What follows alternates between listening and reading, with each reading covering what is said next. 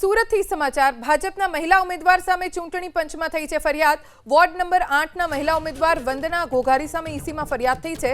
બાળકો અંગે ખોટી એફિડેવિટ કર્યાનો આરોપ લાગ્યો છે વંદનાબેનની સામે।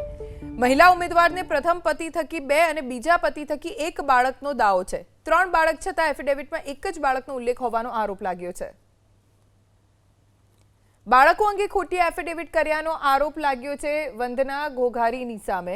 મહિલા ઉમેદવારને 2 લગ્નથી 3 બાળક થયા હોવાનો દાવો છે। પહેલા પતિ થકી 2 અને બીજા પતિ થકી 1 બાળકનો દાવો।